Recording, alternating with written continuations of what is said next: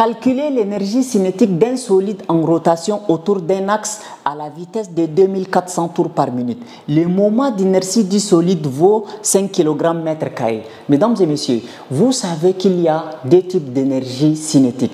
Il y a l'énergie cinétique en mouvement de translation, c'est-à-dire lorsque le solide se déplace sur une ligne droite. Et il y a aussi l'énergie cinétique en mouvement de rotation, c'est-à-dire lorsque le corps tourne autour d'un axe fixe. Lorsque le solide est en mouvement de translation, l'énergie cinétique est égale à 1 demi de mv au carré, 1 demi de masse fois la vitesse au carré. Mais lorsque le mobile tourne autour d'un axe fixe, l'énergie cinétique est égale à 1 demi de J delta oméga au carré. Alors, dans notre exercice ici, nous allons nous intéresser à la formule 1 demi de J delta oméga au carré pour calculer l'énergie cinétique en mouvement de rotation. Avant tout, on doit d'abord relever les données. On dit le mobile tourne à la vitesse de 2400 tours par minute. Cette vitesse est appelée la vitesse de rotation. Donc, on va écrire données. Données. Alors, ici, 2400 tours par minute, c'est-à-dire n, la vitesse de rotation. Donc, 2400 tours par minute. Si jamais on nous donne la vitesse de rotation en tours par minute, on doit toujours convertir cette vitesse en tours par seconde. Donc, on divise toujours les tours par minute là par 60. Donc, c'est-à-dire minute, ça fait 60 secondes. Donc, 2400, on divise par 60. Donc, 2400 divisé par 60, c'est égal à 40. Donc, le mobile effectue 40 tours par seconde. 40 tours par seconde. Bien.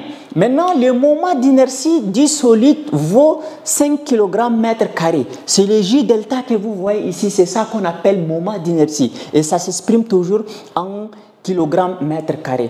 Quelquefois, on ne nous donne pas les moments d'inertie, mais on nous donne la forme du solide. On nous dit que le solide est une sphère, ou bien un cylindre, ou bien un disque, ou bien une barre, et on nous demande de chercher les moments d'inertie. Dans ces cas, il y a la formule de chaque corps. Si le cylindre est plein, c'est 1 demi de mv carré. Si c'est un disque, 1 demi de m, toujours r carré. Et si c'était un cylindre creux, c'est mr carré et ainsi de suite. Donc, J delta, le moment d'inertie, est égal à 5 kg mètre carré. Bien, ici vous savez que dans notre formule de calcul d'énergie cinétique en mouvement de rotation, nous avons J delta, mais nous n'avons pas oméga. Mais il existe une relation qui existe entre oméga et n et la vitesse de rotation. Voilà. Donc, on va répondre directement à la question. On va dire, calculons l'énergie cinétique. Calculons l'énergie cinétique. Voilà. L'énergie cinétique, comment? L'énergie cinétique des rotations. Donc, d'un solide en rotation. En rotation. Voilà. L'énergie cinétique d'un solide en rotation, donc on sait que EC est égal à 1 demi de J delta oméga au carré.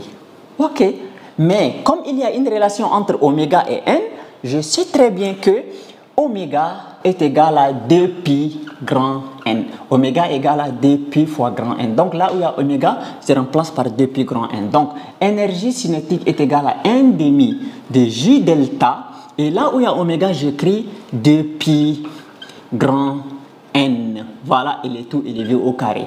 Donc, j'obtiens énergie cinétique égale 1 demi de J delta 2pi au carré. Donc, ça fait 2 au carré, ça fait 4. Donc, j'écris 2 fois 2. 2 au carré, c'est 2 fois 2.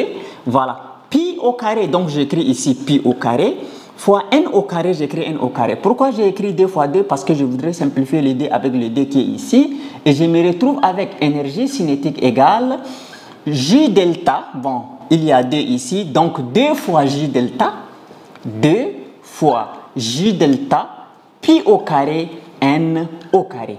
Et j'encadre la formule et je fais application numérique. Donc, c'est-à-dire je remplace chaque chose par sa valeur. Donc, énergie cinétique égale 2 fois J delta. J delta, c'est 5, n'est-ce pas?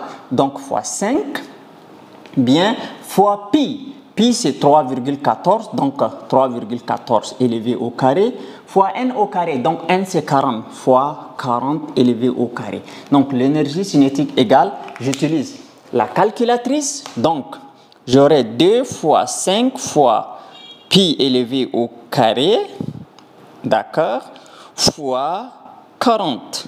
Donc, 40 aussi élevé au carré.